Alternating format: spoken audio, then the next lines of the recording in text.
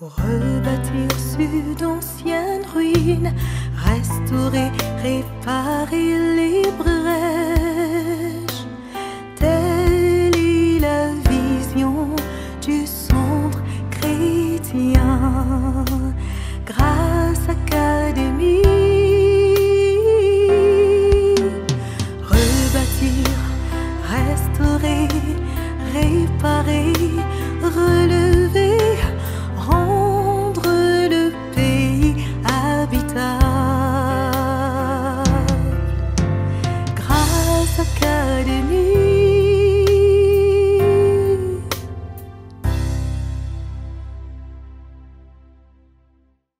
Dieu a mis en toi ce qu'il faut pour que tu puisses t'étendre, te reproduire. C'est ça, soyez maître de tout ce qui vit. Si tu ne sèmes pas, si tu n'enterres pas ton grain, ça ne va pas pousser.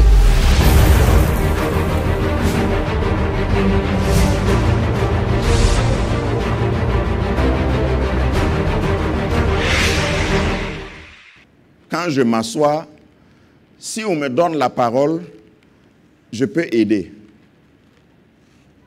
Mais il y a des messages, même si le titre là est ronflant, après quand j'écoute la façon dont la personne parle, je dis, mais il parle de quoi même?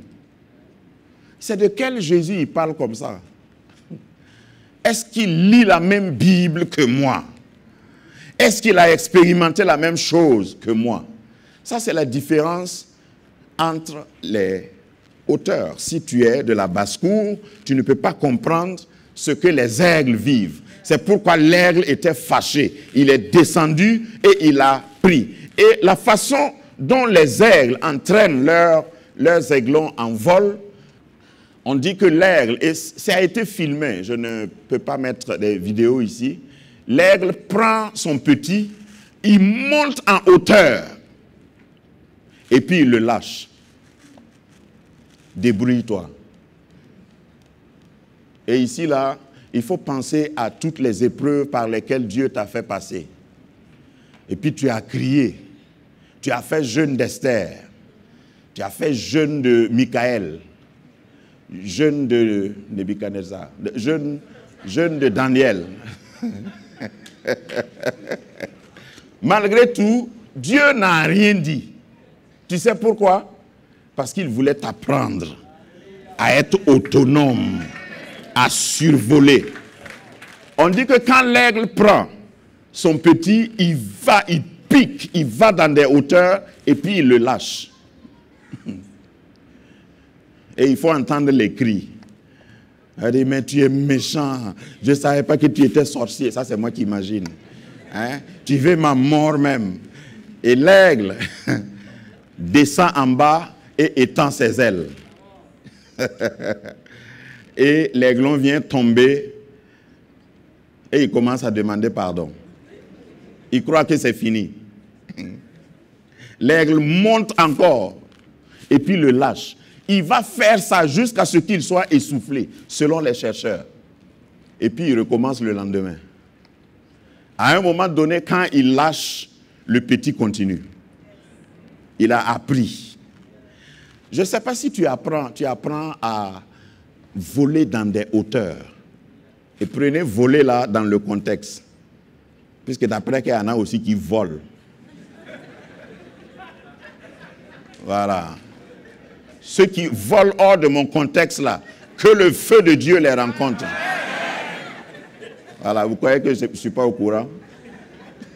Je parle de voler par la foi, d'aller à des hauteurs, de dominer. Parce que si tu n'es pas en haut, tu ne peux pas dominer en bas. Donc, Dieu veut nous entraîner. Ça résume la vie spirituelle. Il ne faut pas te contenter d'une position. Hein, tu as pu chasser un démon dans ton village, tu dis, ouais, ben, je suis arrivé. Non. Même dans les démons, là, il y a des catégories. Il faut que tu sois à une hauteur. Et vous savez, plus j'avance dans la foi et dans le ministère, moins je m'intéresse à la majorité, au nombre, à ce qui ronfle, à ce qui... L'essentiel, c'est à quel niveau tu es. Qui est-ce que tu as pu entraîner? C'est les deux choses importantes dans la vie. Tu voles à quel niveau? Tu as entraîné quelqu'un qui a volé à un niveau. Parce qu'il ne suffit pas de réussir seul aussi. Il faut que tu puisses entraîner. Alors maintenant, je vais voir les applications avec vous. Gardez toujours le concept de la capacité. L'aigle fait ça. Nous reviendrons sur certaines choses pour mieux éclairer. L'aigle fait ça, et même avant que l'aiglon sorte du nid, parce qu'il a mis des plumes, la femelle et le mâle, ils ont bien fait le nid. Lorsqu'ils vont constater que le petit a grandi, a poussé des plumes, ils viennent enlever tout ce qui est doux. Ils dispersent le nid et ils amènent des épines posées à la place. Il faut quitter souvent ton zone de confort, ta zone de confort. Sinon, tu ne pourras pas aller loin. Il y a des gens qui disent « Ah, Dieu m'a béni, je suis béni, alhamdoulilah ». Et puis, ils s'établissent. Ils restent là. Ils ne veulent plus bouger. Vous voyez, notre église là, c'est bien. Hein? On n'a qu'à rester comme ça. Il y a des gens qui pensent même que s'il y a beaucoup de monde là, ça ne sera plus intéressant. On n'a qu'à rester entre nous. Tout le monde connaît tout le monde. Personne ne dérange chacun. Le confort, quelquefois, nous empêche d'aller loin. Chaque fois que tu n'es pas prêt, Dieu ne peut rien ajouter. Chaque fois que tu ne peux pas élargir ton espace, Dieu ne peut pas ajouter. Ésaïe 54, 2. La Bible dit, élargis l'espace de ta tente, qu'on déploie les couvertures de ta demeure. Ne retiens pas, allonge tes cordages et affermis tes pieux. Le verset 1 parle de quelqu'un qui n'a rien, qui est stérile, et Dieu dit, tu vas enfanter. Et parce que tu vas enfanter, au verset 2, élargis l'espace de ta tente, qu'on déploie tes couvertures. J'ai prêché beaucoup sur ça, plusieurs fois. Mais je ne l'ai jamais appréhendé comme cette fois-ci quand je me préparais. D'abord, je fais la comparaison avec la version Darby, qui est en bas. Il dit, élargis quoi? Le lieu de ta tente. Ça fait nuance, non? Est-ce que c'est la tente qu'on élargit ou bien c'est l'espace, le lieu de la tente qu'on élargit? C'est le lieu qu'on élargit. Il y a une raison à ça. Parce que si ton lieu n'est pas plus grand que ta tente, tu ne pourras jamais élargir ta tente. C'est naturel. Ton lieu, ça doit être les projets, ça doit être la vision que tu as de la chose. Ton lieu, ça doit être les dimensions, la vision. On a parlé de la vision de l'aigle. Et ta tente, c'est là où tu es d'abord. Dis à ton voisin, je ne suis pas encore arrivé. Mais parce que si tu aspires à grand, tu ne vas pas prendre un petit terrain. Ça s'applique dans tous les domaines de la vie. Si ton but, en créant ton entreprise, par exemple, c'est de pouvoir acheter une voiture et de pouvoir vivre, manger bonne nourriture, comme on dit ici. Une fois que tu vas avoir une voiture et tu vas pouvoir manger rissos, tu vas croire que tu es arrivé. Le lieu de ta tente est trop étroit et petit. Mais quand tu dis, au fait, je crée l'entreprise parce qu'il y a plusieurs jeunes dans l'église qui n'ont pas d'emploi. Je vais créer l'entreprise parce que le gouvernement ne peut plus s'occuper, parce qu'il y a toujours des gens qui croient au gouvernement. Que Dieu les bénisse. Si j'avais le temps, j'allais parler de ça. Parce que je parle aussi à ce niveau. Le gouvernement, c'est l'enfant de qui?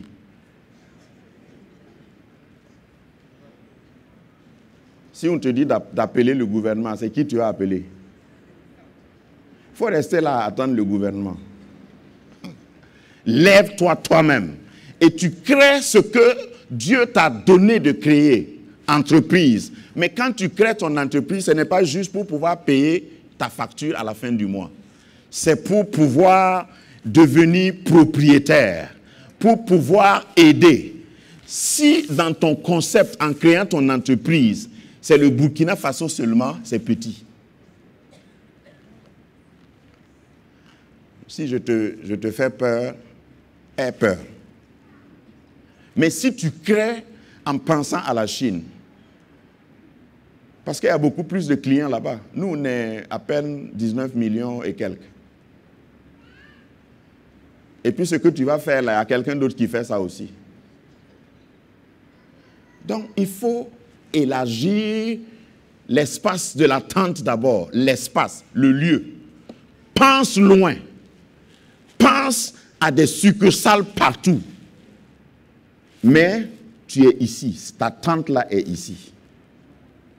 Quand tu crées, quand tu veux faire, il faut que tu puisses dominer au loin là-bas. Et des gens viennent te demander, est-ce que nous aussi on peut avoir? D'ailleurs, ma vie chrétienne, je vais la vivre comme ça. Je ne veux pas que quelqu'un se moque de moi parce que je suis chrétien. Je veux te montrer que ce que tu sais là, moi aussi je sais ça. Tu vas m'apporter quoi de plus? C'est moi qui t'apporte quelque chose de plus, parce qu'en plus de connaître ce que tu connais, d'avoir ce que tu as, j'ai quelque chose que tu n'as pas. Donc élargis. Ne vis pas une vie chrétienne étriquée, constipée. Hein? Et toi, tu es là, on dirait que tu veux quitter le monde demain. L'espace de l'attente correspond à la mentalité, correspond à tout ce que nous pouvons avoir comme espace réel. Mais ta tente peut être petite dans un grand espace. Est-ce que tout le monde me suit? Quand je cherchais ce terrain-là même, j'ai dit, je ne veux pas un petit terrain qui va me dépasser d'ici quelques années. Si tu me donnes, par exemple, et puis tu peux essayer, hein, ce que je dis là, ce n'est pas amusement, c'est sérieux. Si tu me donnes 5 milliards, je sais ce que je vais faire sur ce terrain. Le plan existe déjà. Mais si tu n'as pas de terrain. D'ailleurs, à propos de terrain, quand Dieu a appelé Abraham, avant de lui donner des enfants, il lui a donné des terrains. Remarque ça. Chez Adam, c'était la même chose. Dieu a créé Adam avant de lui donner une femme. N'en parlons pas d'enfants. Dieu a donné de l'espace, le lieu pour l'attente. Il faut que, et entre parenthèses, sur le plan littéral, n'attends pas de te marier avant d'acheter une parcelle. Dis-moi Amen. Voilà. Si tu ne m'as jamais entendu dire ça, je suis au sérieux. Que tu sois fille ou surtout les filles. Il ne faut pas faire comme les traditionnalistes, là, je suis là-haut. Par la grâce de Dieu, si cette année j'ai une maison, tu vas avoir une maison où? Achète un terrain.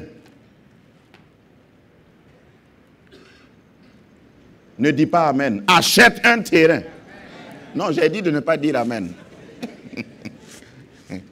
Ça reste en vigueur jusqu'à ce que ton Amen sorte. Si tu ne peux pas acheter un terrain ici, là où c'est peut-être cher, va un peu plus loin. Et vous savez quoi, j'aime toujours le dire, les terrains là, on ne fabrique pas. On ne fabrique plus de terrains. Les voitures là, on fabrique toujours. D'ailleurs, ta voiture là est déjà démodée. Ce qui va sortir l'année prochaine là, c'est plus joli que ce que tu as maintenant. Mais terrain. Le terrain prend de la valeur. Tes habits là perdent de la valeur. Aujourd'hui, moi-même, j'ai fouillé, j'ai pris une vieille veste. J'ai vu que c'est... Est-ce que vous ne sentez pas que c'est pas... J'ai porté ça exprès parce que je voulais parler de ça. Cette veste-là a 7 ans. Donc, je sais qu'il y a quelqu'un qui va dire, ah papa, tu... Mais c'est exprès. Voilà, je porte ça bien. J'ai acheté avec mon argent.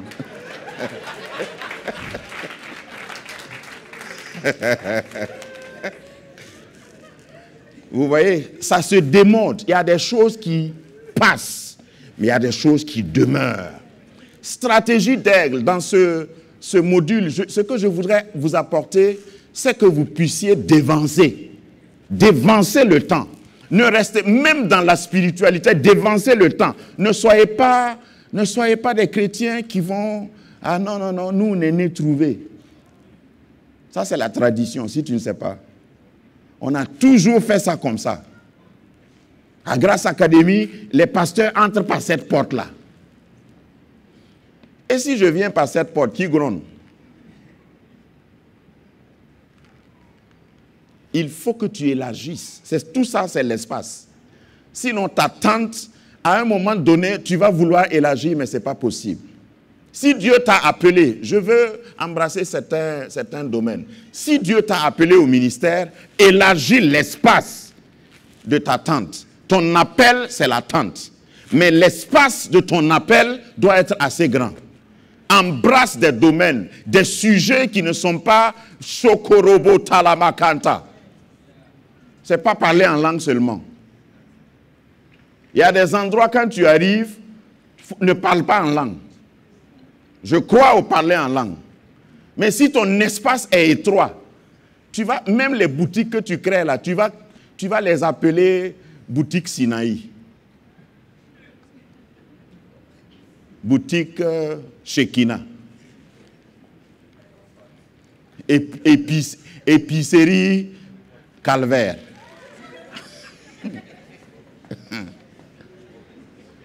Ton espace là est étroit. Si tu fais ça, l'argent là, l'argent que tu as ouvert ta boutique et tu veux là, est-ce que c'est seulement l'argent des pentecôtistes?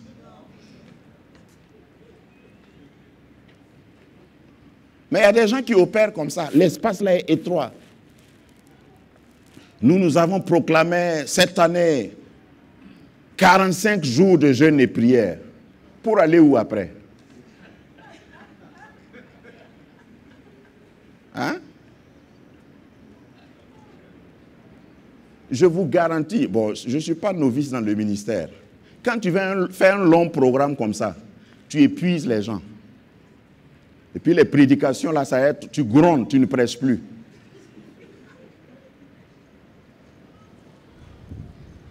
L'espace là est trop étroit. Quand l'espace est étroit, tu n'as plus de flexibilité, tu n'as plus de mobilité, tu ne peux plus t'élastifier. Tu es contraint à rester là. Je ne suis pas contraint à rester burkinabé. Tu ne peux pas m'embrigader. Ce n'est pas possible. C'est même trop tard.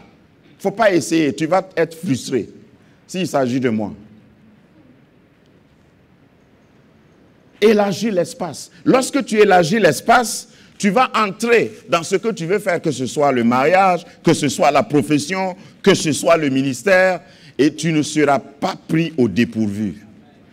Tu ne seras pas ennuyé et ennuyeux. Ton entreprise marchera. Quand je parle d'élargir sa capacité, c'est le même concept que élargir le lieu de sa tente. Comment est-ce qu'on élargit sa capacité? Augmenter sa capacité implique certaines choses. Tu ne peux pas recevoir sans t'élargir. Tu ne peux pas recevoir. Normalement, quand je suis arrêté comme ça. Si quelqu'un me tend quelque chose et je veux recevoir, il faut que je m'élargisse pour recevoir. Si tu es trop figé, tu ne peux pas recevoir. Il y a des gens qui sont trop figés. Ils ne peuvent plus rien recevoir. Vous n'avez jamais remarqué des gens comme ça? Quand tu veux leur donner un conseil même. Ils disent non, non, non, je connais, je sais. Et puis ils font pitié du coup. Parce que tu vois qu'ils ne savent rien. Mais ils disent je sais. Et il y en a aussi qui refusent catégoriquement. Ils disent non, non, nous, on ne fait pas ça comme ça. Mais essaie au moins une autre façon de faire, voir. Donc, tu ne peux pas recevoir si tu ne t'élargis pas. Tu ne peux pas monter sans t'élargir.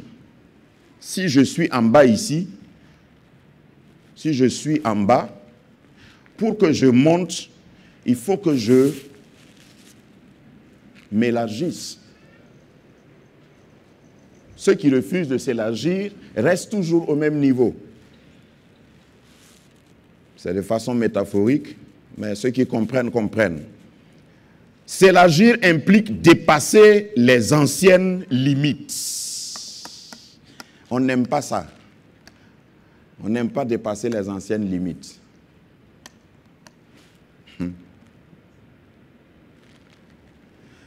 Je m'excuse d'avance pour l'exemple que je vais prendre. Pour qu'une femme donne naissance à un enfant, il y a élargissement.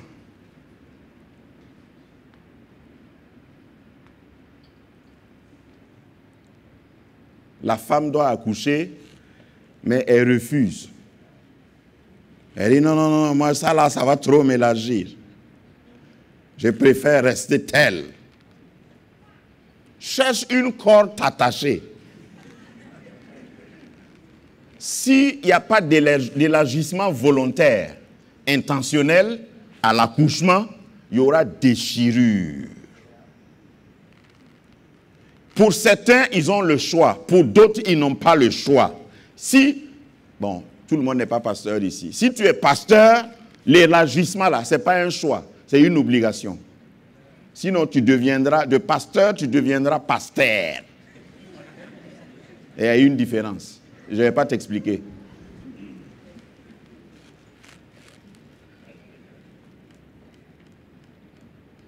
Élargir, si tu es chef de famille, hein? Si tu es célibataire, tu peux toujours garder tes proportions. Dire non, moi, j'ai toujours posé mon aiguille ici. 2 ans après, je viens prendre ça ici. Voilà, nous tous, on a vécu ça. Il y a eu un temps, ce que je laissais dans ma maison là, je viens trouver. Il n'y a pas querelle, il n'y a pas conseil de famille. Tout était nickel jusqu'à ce que je perde ma liberté.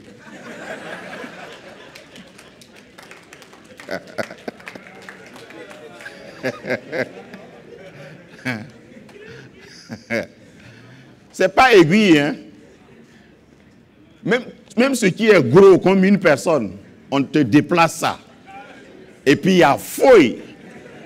Tu vas les convoquer où? Ceux qui sont appelés de ton nom, ça c'est le terme de Bali. Ils vont...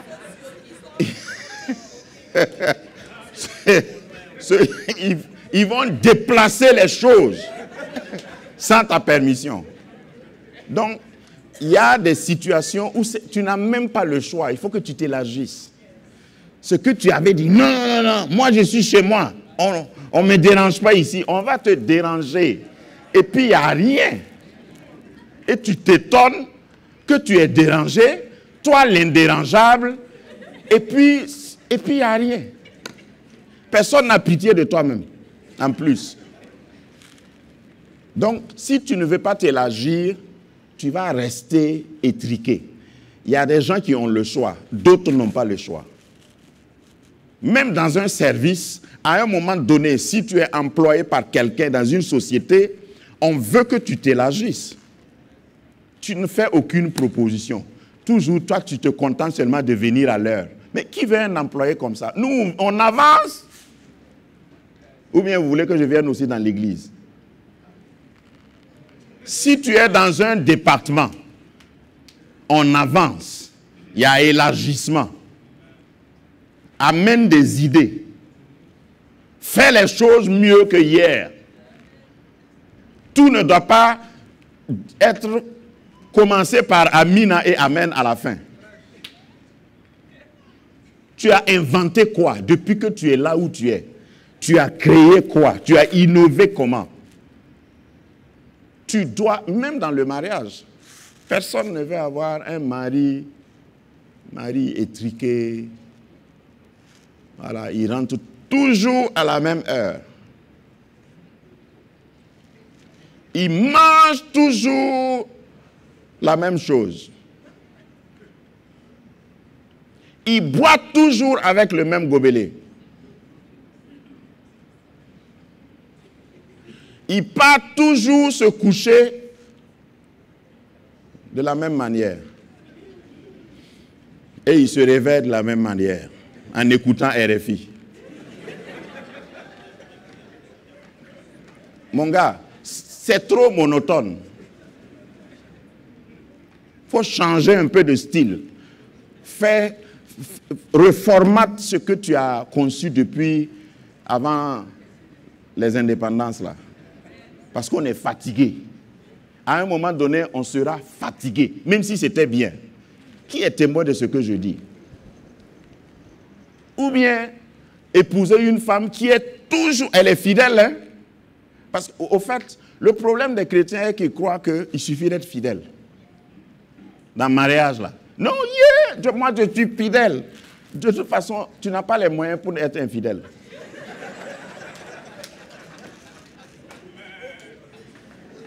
Ou bien, non, être infidèle, là, ça coûte cher. Hein? Tu ne sais pas ça. Tu vas payer des factures que tu n'as pas commandées. Et puis, on va te menacer. Si tu ne payes pas ça, je vais dire. Et tu dis, non, ça va, je vais. C'est ça le prix de l'infidélité. C'est à cause de ça que beaucoup de gens ont des problèmes. Mais être chrétien, il ne suffit pas seulement d'être fidèle. Il y a des gens, ils font tout pour être fidèles. Ils sont fidèles. Ils sont rentrés dans le mariage. Comme ils ne veulent pas s'élargir, et s'élargir ici veut dire changer, ils se contentent d'être fidèles. Voilà. Ils se lavent une fois par jour. Je parle maintenant des femmes. Mais ils sont fidèles.